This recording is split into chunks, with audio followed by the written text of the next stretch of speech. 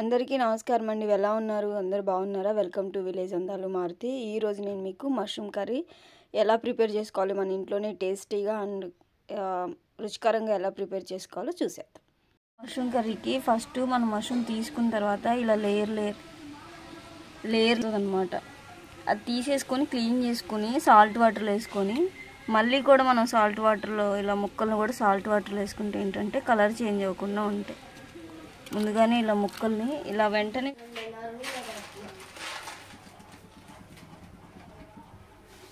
So gravy కర్రీకి కొంచెం oil అయితే ఎక్కువగానే ఉండాలి, చూసుకోండి.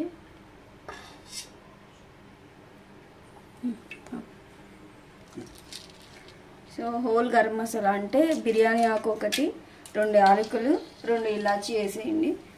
అయిన తర్వాత ఇవి వేసేసుకోండి. కొంచెం జీలకర్ర వేసుకోండి,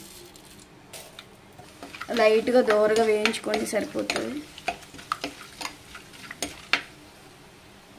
దీంట్లోకి తర్వాత ఇలా సన్నగా తరిగి పెట్టుకున్న ఉల్లిపాయలను అయితే వేస్తున్నాం. ఉల్లిపాయలు ఎంత వేగితే అంత టేస్ట్ ఉంటుందండి కర్రీ అయితే మనకి. సో చూసుకొని ఇలా చిన్న చిన్న ముక్కలుగా కట్ చేసుకొని వేసుకోండి. ఇలా 2 చీల్చుకున్న పచ్చిమిర్చి కూడా ఒక 2 వేసాను. ఇలా కలిపేసుకోండి. ఇవి ఆయిల్లో ఎంత మగ్గితే అంత టేస్ట్ ఉంటుంది మనకి ఉల్లిపాయలు. ఇవి మగ్గడానికి మీడియం ఫ్లేమ్లో పెట్టుకొని మగ్గించుకోండి. ఇప్పుడు దీనిలోకి మనం మసాలా వేసుకోవాలి. అది ఎలా ప్రిపేర్ చేసుకోవాలో నేను చెప్తాను. దీంట్లోకి నేను ఒక 2 టమాటాలు, మీడియం సైజు 2 టమాటాలు, అల్లం, చిన్నులపై కొంచెం పెరుగు, మీకు జీడిపప్పు అవైలబుల్గా ఉంటే జీడిపప్పు, లేదంటే దాని ప్లేస్లో కొంచెం నువ్వులు ఇంకా పల్లీలు వేయించుకొని వేపుకోండి. ఇలా ఫైన్ పేస్ట్ లాగా చేసేసుకోండి అనమాట. సో ఈ పేస్ట్ అంతటి కూడా మనం కొంచెం థిక్గా ఉంటే సరిపోతుంది. మోస్ట్ చూడండి ఇలా అయిపోయినాయి, దగ్గరగా అయిపోయినాయి కదా ఉల్లిపాయలు. ఇంకా మనం ప్రిపేర్ ముందు పెట్టుకున్న ఆ గ్రేవీని కూడా ఇందులో వేసాం. ముందుగానే రెడీ చేసి పెట్టుకున్నాం. ఇదైతే కంపల్సరీగా వేసుకోవాల్సింది, అప్పటికి మనకి కర్రీ బాగా టేస్టీగా ఉంటుంది అన్నమాట. సో ఈ గ్రేవీ వేసిన తర్వాత మొత్తం ఇలా కలుపుకోండి. ఇది బాగా ఉడకాలి, అంటే మనకి ఆయిల్లో తేలినట్టుగా వచ్చేసేయాలి మనకి. ఇప్పుడు నేను కొంచెం పచ్చిమిర్చి, ఒక 2 పచ్చిమిర్చి, కరివేపాకు అవి యాడ్ చేసుకుంటాం. చిన్న చిలుకలు 2 తీసుకోండి, కొంచెం స్పైసీగా ఉన్నాయి అవి. సో కరివేపాకు ముందుగానే కడిగి పెట్టుకుంటే కొంచెం వేసేయండి. ఇది కొంచెం లైట్గా పచ్చివాసన, అంటే మనం అందులో చిల్లిపాయ ఇందులో వేసాం కదా, ఆ పచ్చివాసన పోగానే దీనిలోకి ఉప్పు కారాలు వేసేసుకోండి.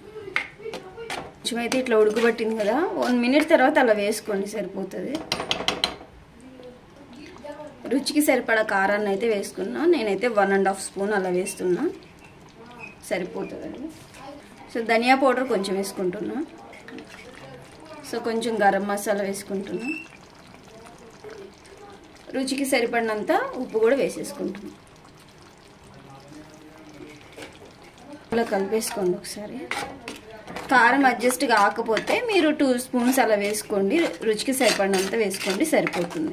ఈ మసాలా అంతా ఉడికిన తర్వాత మనం మష్రూమ్ వేసుకుంటే మనకైతే కర్రీ అయితే రెడీ అయిపోతుంది. ఇది కొంచెం ఉడకాలి, ఈ మసాలాలన్నీ కూడా దీనికి పడితే బాగుంటుంది. సో ఇప్పుడు మీడియం ఫ్లేమ్లో పెట్టుకొని వండుకోండి.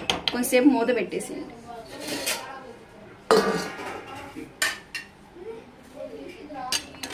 సో ఇలా ఉడుకుతుంది కదా, ఇలా ఉడికేటప్పుడు మష్రూమ్ వేసేయండి, సరిపోతుంది. ముందుగా కట్ చేసి పెట్టుకున్న వాటిని మనం దీంట్లో వేసుకుంటే సరిపోతుంది. ఈ వాటర్ అంతా ఇలా తీసేసుకొని వేసుకోండి.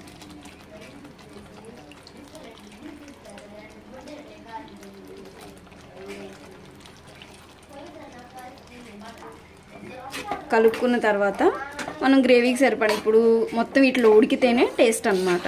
సో ఇలా కలుపుకొని ఒక 1 మినిట్ ఉండి కొంచెం వాటర్ పోసేసుకోండి, సరిపోతుంది. ఇదంతా కలిపేసుకోవాలి మొత్తం ముక్కలకు కలిసేలాగా. నేను ఎందుకు దీనిలో వండుతున్నా అంటే ప్రత్యేకించి నేను కొన్ని కర్రీస్ కోసమే ఈ మట్టి కుండ తీసుకున్నాను. సో అది ఇప్పుడు నాకు మష్రూమ్ కర్రీకి యూజ్ అయిందనమాట. ఏదైనా దీంట్లో చేస్తే బాగా ఉడుకుతుంది.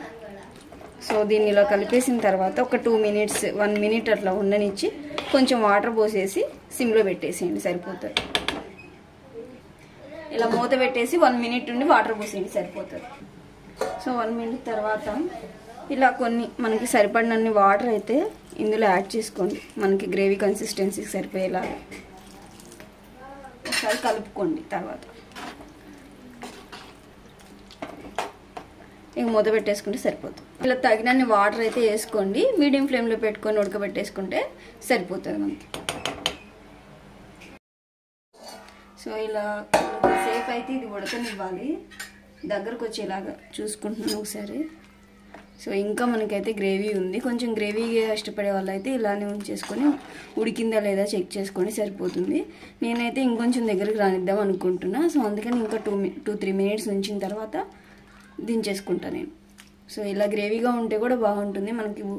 పొడన్నంలో అంటే తెల్లన్నంలో కానీ లేదంటే బిర్యానీ రైస్లో కానీ మనకు చాలా బాగుంటుంది అనమాట. ఈ గ్రేవీతోనే మనం తినేయచ్చు. ఇప్పుడు న్యాచురల్గా దొరకడమే అంతంతగా ఉంది. సో ఈ కొంతసేపు అయిన తర్వాత కొంతసేపు ఇలానే మగ్గనిస్తాను నేనైతే. సో ఇలా ఉడికేసింది మనకి ఆల్మోస్ట్. కొంచెం దగ్గరికి అయిందా లేదా అని చెప్పేసి నేను చెక్ చేసుకుంటున్నా. సో ఈ కన్సిస్టెన్సీ సరిపోతుంది. సో దీంట్లోకి మనం కసూరి మేతి కానీ కొత్తిమీర కానీ ఉంటే యాడ్ చేసుకుంటే సరిపోతుంది.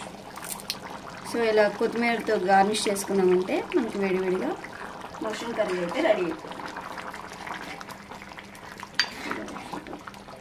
సో చూసారుగా ఎంత బాగా వచ్చిందో. సో మనకు వేడివేడిగా అయితే రెడీ అయిపోయింది, చూసారా. సో మనకు వేడివేడిగా కర్రీ అయితే రెడీ అయిపోయింది కదా. వీడియో నచ్చితే లైక్ చేయండి, షేర్ చేయండి, సబ్స్క్రైబ్ చేసుకోండి. Thank you for watching.